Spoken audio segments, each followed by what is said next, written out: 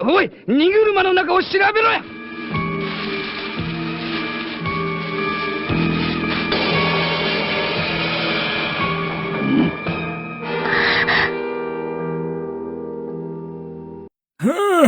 There it is, kids. The golden years of gaming. Everything after this was a slow slide through diarrhea and microtransactions. But really, look at that little guy. When I was a kid, I loved Spyro. The first 3 on the PS1 were great, and then suddenly there's a black hole in time where I hit puberty and got too cool for these types of games. I fell into a bad crowd, got into Halo and Final Fantasy, RuneScape, and porn at dial-up speeds. I missed out on everything the Purple Dragon did after 2000, until the Reignited trilogy in 2018, and that one was great. It was like the best kind of remake, the kind that feels like you're playing what your memories think the original game really looked like. I was like that guy in Ratatouille that looked like Snape. Looking at the original trilogy now, they're a masterclass in designing a game for kids. What I mean by that is, even though they were clearly made for kids, they never felt like they had been dumbed down or targeted at children. Maybe it's just my natural cynicism, but it's hard to look at most kids' games now and see anything other than manipulative, abusive Skinner boxes. Even something like Roblox that could be fun is so predatory that it's hard to enjoy. Spyro was a cute little dragon with a bit of bad boy attitude, but just a sprinkle. He could be sarcastic, but he was still a hero. Where's Nasty Nork? I'll torch him.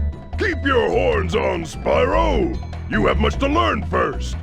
The developers walked a thin line giving him confidence and attitude without falling into being edgy and unlikable. Somehow he managed to look both cute and cool. I think that might be down to the low-fidelity aesthetic that lets your imagination fill in what's not really there. It's kind of off-putting now, but in the late 90s the facial animations were incredibly expressive, and compared to some of the other big names around the same time, like Final Fantasy VII, Ocarina of Time, Metal Gear Solid, or Pokemon Red, these are all awesome games, but for someone under the age of 10, they're not exactly digestible, except maybe Pokemon, and that game was fun, but it wasn't expressive. When it comes down to it, I think it's really the eyebrows. They said, "Can you believe this?" So that's a lot of words, but the point is, he was a likable little guy and it worked well when I was a kid.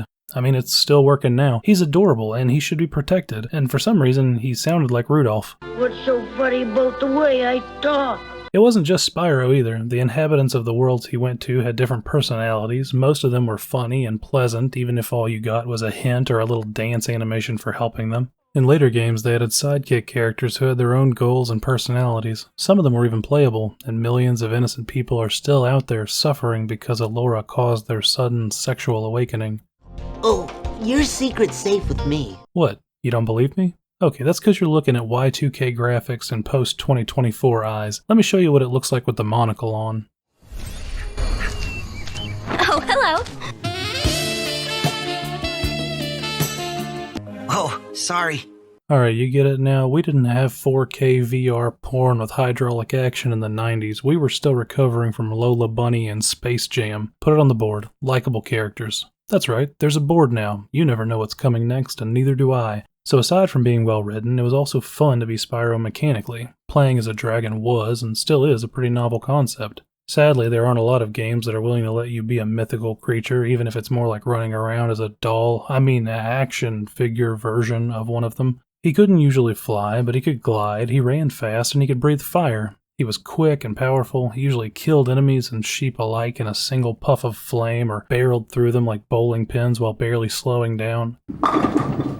Do you realize how powerful you feel as a child, pretending you can beat up the big scary monster the same way you blow out a birthday candle? You would have to blow and pound some bigger enemies several times to finish them off, but the fire gave you some distance, and they generally had a fairly obvious way to approach them. Usually you could run away if you were having trouble and kill some smaller creatures to get your health back. That was nice when you were a kid and you had dumb hands and a dumb brain and you couldn't open your Capri Sun. Put it on the board. It's a power fantasy. Moving on from the characters, the levels themselves were just fun to look at. They were brightly colored, visually distinct, readable at a glance. Some people like to say that you eat with your eyes first. Well, guess what? You play games with them first too. Levels weren't all about combat either. They were usually relatively large and open, so you could glide around them. Mario, Banjo, Sonic, Crash, and Gex all had their own strengths. I guess Gex didn't. He was pretty bad. Spyro's thing was being a dragon, and that mostly came down to gliding. Other games, especially Mario, had power-ups that worked similarly, but the Spyro level designers knew that you would always be able to glide, so they could build levels to take advantage of that. It made the platforming sections more forgiving, and they filled areas with secrets and collectibles to give you short-term dopamine hits as you explored, kinda like Korok seeds in Breath of the Wild. You would be running around and see something shiny way over there, but you know you can't just jump up there, so now your eyes are darting all over the place trying to trace a route back to where you are. Put them on the board. Visually appealing and accessible platforming. But this is a game aimed at kids, right? And so the combat must be mind-numbingly simple because kids have numb minds. Anyone can tell you that. They eat Tide Pods and shit. Well, first off, that's ageism. We had just as many dumbasses desperate for attention when I was young. And secondly, no, the combat in Spyro can be surprisingly difficult. I'm not going to pretend it's the Dark Souls of mascot platformers or anything, but considering Spyro really only has about 2 attacks, they managed to keep things fresh. And even more importantly, they taught kids how to engage with the combat system without a bunch of annoying pop-up tutorials, though they did still put those in on the dragon statues, just in case. Here's what I mean. When you're running around the first level of Spyro the Dragon, you'll find several types of chests. These normal ones can be charged through or burned, but the metal ones are different. If you breathe fire at them, they get red, and if you roast them multiple times, they will eventually pop, but you can charge through them to break them quickly and easily. You might say, so what? But in the next level, you'll find enemies with shields. They have the same texture as those chests, and if you breathe fire at them, then they won't die. The kid's brain clicks over one time and says, ho ho ho, I know what to do here, and finds that they can charge through them without stopping. Suddenly that kid feels smarter and stronger because they figured it out themselves. Take a few more steps and you'll find this big fat bastard. Charge him down and oh, nope, not only did he stop you, but he hurt you too. But you can burn him and kill him in one hit. So okay, there's another lesson learned. Torch the big guys, charge the metal guys. But what happens when you meet this fucker with a metal stomach? These games were great at allowing a child to experiment and grow, with harsh punishments but quick iteration cycles, so maybe I am saying it's just a little bit like the Dark Souls of mascot platformers. Speaking of punishments, you didn't want to take damage either, because look at him, he's just a little guy. He's just a baby. You didn't even have a health bar. You had a little dragonfly friend who was always near you and he would change colors based on your health. I wouldn't call it a diegetic UI, but it worked really well because you didn't have to look away from Spyro to know how you were doing. Because if you did, then you weren't looking at what was going on and you were probably going to take a little nap. These 3 enemy interactions I just walked you through are just some of the first enemies in a single level off of the first hub world. The classic Spyro games don't have a deep well of tricks to pull from, but the tricks that they do have are used very effectively, and the games themselves are short enough to not become too repetitive. We're obviously not talking about 4D space chess over here, but it made you think a little bit before rushing into every encounter. It all came together to create a combat system that was challenging without pushing away a younger audience. So put that one on the board. Tactical combat.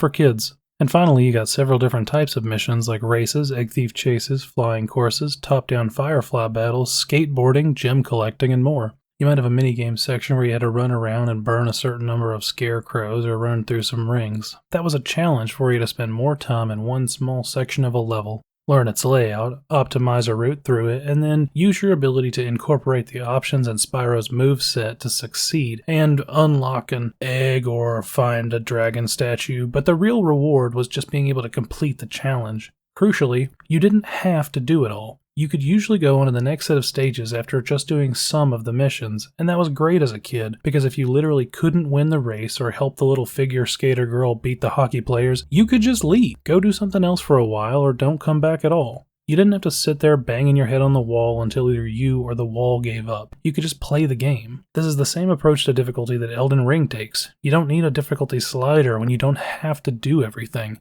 And if you wound up moving on without doing everything or finding every gem, then that's just something you could come back and do later when you're better at the game, or on your next playthrough, because it was the 90s and you got a new game once a year for Christmas, so you were going to be playing it over again. So put those on the board too. Mission variety and freedom of choice. These are the pillars that I believe made the original Spyro games so great for myself and many others. Obviously we could go further. The gameplay evolved over the course of the series and some parts were emphasized more than others across the games, but as far as I'm concerned, these are the things that you throw in a pot with some purple potatoes to make a Spyro stew. If you're wondering what a game without these elements, but still containing a purple dragon would look like, my next video will be about one such bland, terrible game. I couldn't think of a good joke to finish this video off with and I'm really uncomfortable, so I'm just gonna leave now. Bye. We'll be cleaning up for weeks. Just remember, though, that you can always get back to Avalar from Dragon Shores if you want to visit. Spyro, you'll have to go. Nobody else can fit down the holes.